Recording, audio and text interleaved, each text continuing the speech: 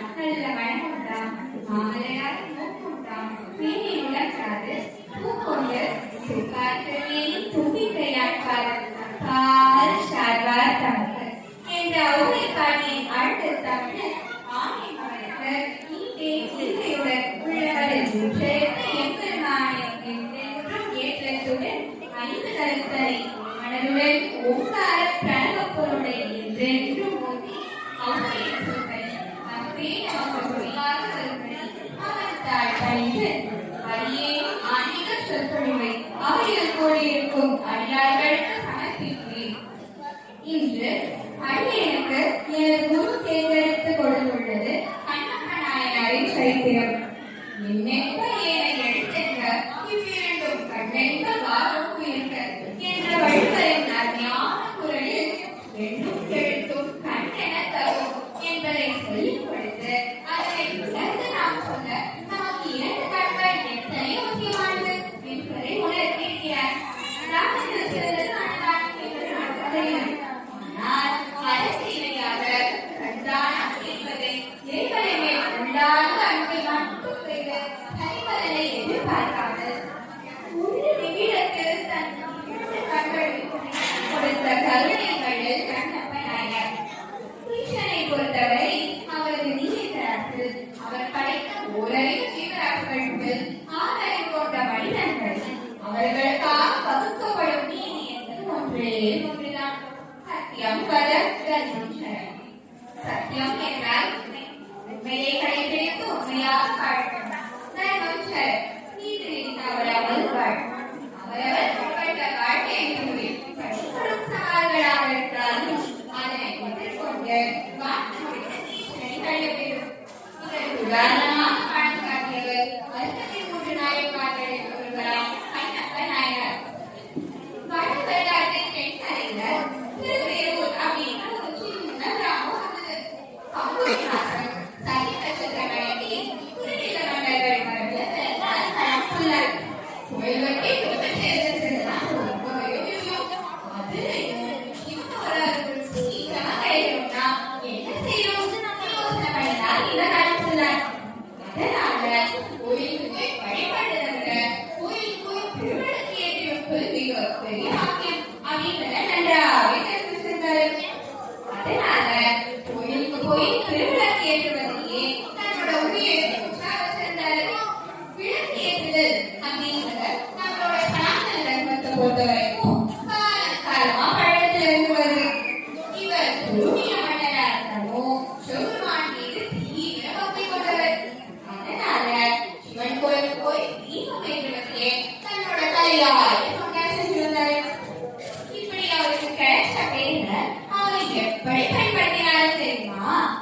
ரொம்பவே வித்தியாசமாகவும் பக்தி பூர்வமாகவும் இருந்தது இவரோட விளக்கேற்றும் முறை. அப்படின்னு கேட்கிறீங்களா? பொதுவாக நாம கோயிலுக்கு போகும்போது அந்த நேரத்துக்கு தகுந்த மாதிரியோ இல்ல குடும்ப நண்பர்களுடைய பிறந்த நாள் விழாவோ இல்லைன்னா இது மாதிரி இன்னும் பல விசேஷங்களுக்கு கையோட அலங்கரிச்சு தீனி தீப்பெட்டி இதை எடுத்துட்டு போனோமா விளக்கேற்றி வச்சோமான்னு வந்துட்டே இருக்கும். அந்த விளக்கு ஒழுங்கா நல்லா எரிதான்னு கூட பார்க்க மாட்டோம். ஆனா இந்த கணக்குள்ள எப்படி விளக்கேற்றி வச்சாருன்னு தெரியுமா?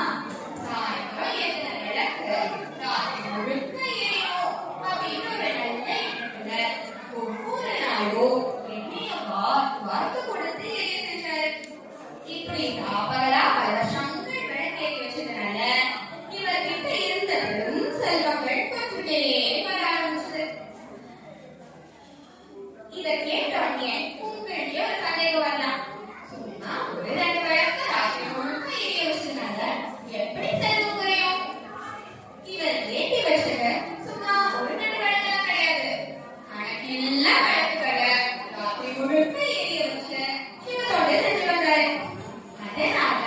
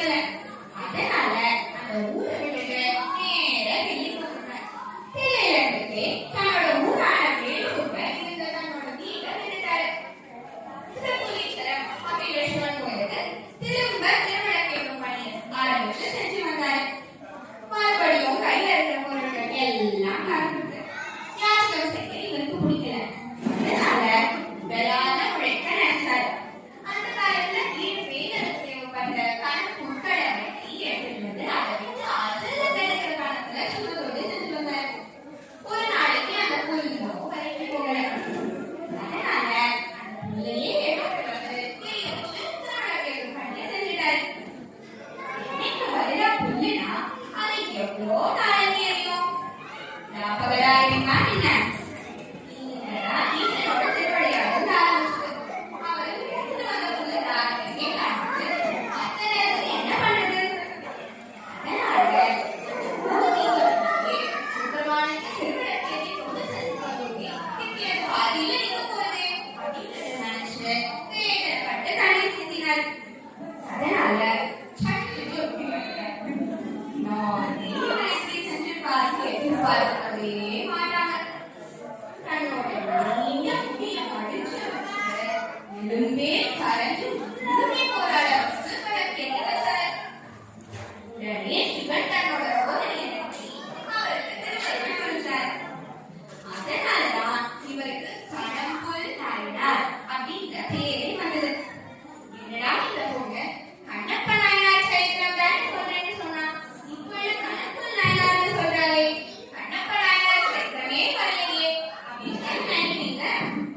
தன்னோட வலிமையே திருவிழக்காரி வச்ச கடம்புல் நாயனார் நமக்கு சொல்லிக் கொடுத்த பாடம் ஏதோ சாதாரண விஷயம் நினைச்சாருங்க.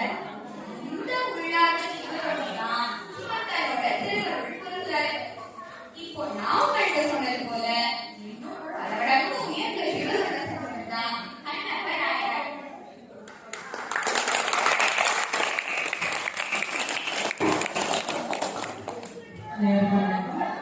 இப்போ எங்களோட ரசிகத்தை இசை பண்ணி ஒரு புது வரவு, ஒரு புது தாமரை மலர் அப்படின்னு சொல்லுவோம் பகவானி. இந்த வருஷம் புதுசா கதை சொல்ல வந்திருக்காங்க. எப்போதுமே எங்களோட ஆஸ்தான வித்வாம்சினி சாயநிகேதன் தான் எப்போதும் கதை சொல்லுவான். அதாவது இப்போ இருக்கிற குழந்தைங்க சொல்றேன் சாயநிகேதன். ஏன்னா எங்ககிட்ட 40 வருஷத்துக்கான ஒரு மியூசிக் ஸ்கூல் அப்படிங்கிறதுல நிறைய கதை சொல்லியிருச்சேன். அதில் எங்களோட புது வரவு வந்து இந்த வருடம் பகவானி. அவனுக்கு அதனால உங்களோட கரகோஷம் வந்து கண்டிப்பா வரும்.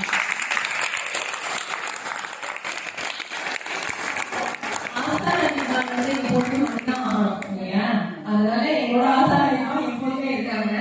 ஆனா இவங்களும் வந்து எங்களோட நெருப்பு பயணத்தை வந்து எங்களோட தொடரணும் அப்படின்னு இந்த நம்மளோட சேனாம்பிகா சமய இங்கிலீஷ் சார்பில் அவளுக்கு நிறைய ஆசீர்வாதங்கள் நல்லபடியா இன்னும் அவளோட நான்கீக பேருரை அந்த சிற்றுரையா இங்க இருக்கு. அது ஒரு பெரிய பேருரையா நாட்டில் வரணும் அப்படின்னு வாழ்த்துவோம்.